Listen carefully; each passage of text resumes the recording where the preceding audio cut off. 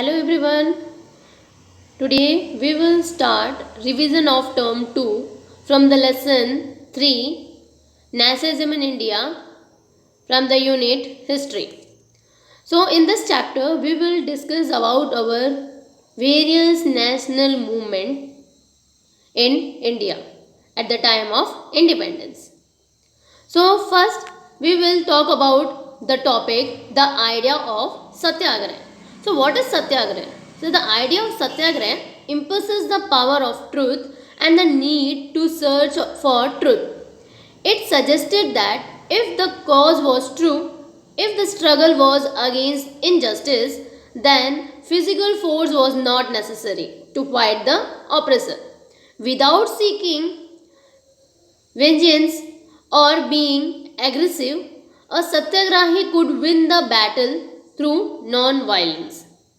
Mahatma Gandhi believed that this dharma of non-violence could unite all Indians. After arriving in India, Mahatma Gandhi ji successfully organized Satyagraha movements in various places. So these places are: first, he started in 1917. He traveled to Champaran in Bihar to inspire the peasant to struggle against the oppressive plantation system. In 1917, he organized another Satyagraha movement to support the peasants of the Kheda district of Gujarat.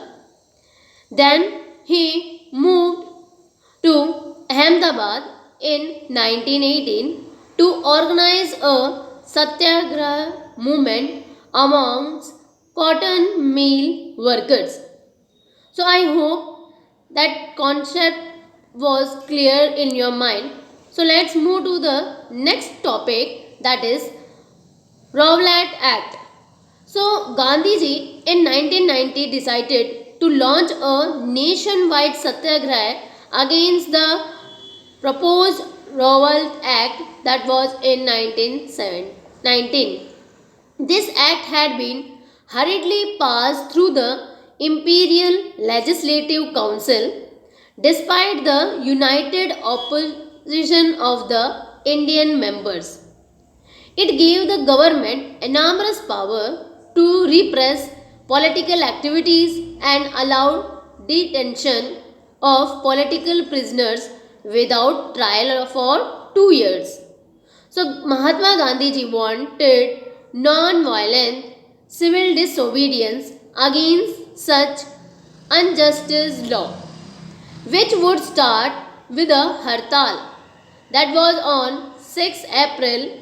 Rallies were organized in various cities. Workers went on strike in railway, workshop and shop closed down. So on 10th April, the police in Amritsar fired upon a peaceful procession, provoking widespread attacks on banks, post office and railway stations. Martial law was imposed and General Dyer took command. On 13th April, the infamous Jallianwala Bagh incident took place.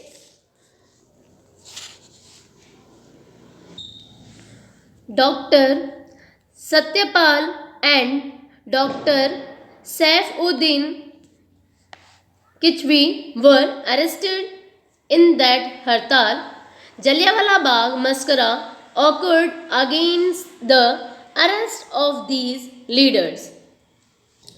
Now move to the next topic, that is Khilafah issue. So in the First World War, at the end, Turkey was defeated. There were rumors that a harsh treaty was to be imposed on the Khilafah, the spiritual head of the Muslim all over the world. So the aim of the Caliphate movement was to defeat the Khalifa's temporal power. So to define Khalifa's temporal power, a Khilafat committee was formed in Bombay in March 1990. A young generation of Muslim leaders like the brother Muhammad Ali and Shaukat Ali consulted Gandhiji for his support. Gandhiji saw this as an opportunity to bring Muslims under the umbrella of a unified national movement. So Gandhiji gave his concern to support this movement at the Calcutta session of the Congress. So let's start the next topic, that is non-cooperation movement. So in his famous book Gandhiji's Hindi Swaraj in 1909, Gandhiji declared that British rule was established in India with the Corporation of Indians and had survived only because of the corporation. If Indians refused to cooperate, British rule in India would collapse within a year and Swaraj would come. So Gandhiji proposed that the movement should unfold in stages. It should begin with the surrender of titles that the government awarded and a boycott of civil services, army, police, courts and legislative council, schools and foreign goods. At the Congress session at Nagpur in December 1920, a compromise was worked out and the non-cooperation program was adopted. The movement started with middle class participation in the cities. Thousands of students left government controlled schools and colleges.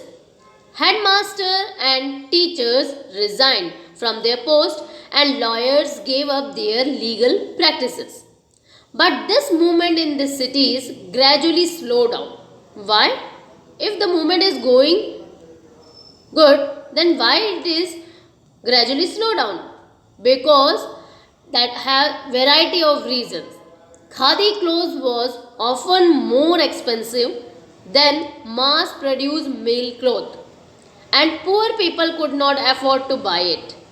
So for the movement to be successful, alternative Indian institution had to be set up so that they could be used in place of the British ones. These were slow to come up, so students and teachers began trickling back to government schools and lawyers joined back work in government courts. I hope students all these topics were understood very well. So we will discuss further topics in our next video. Thank you everyone.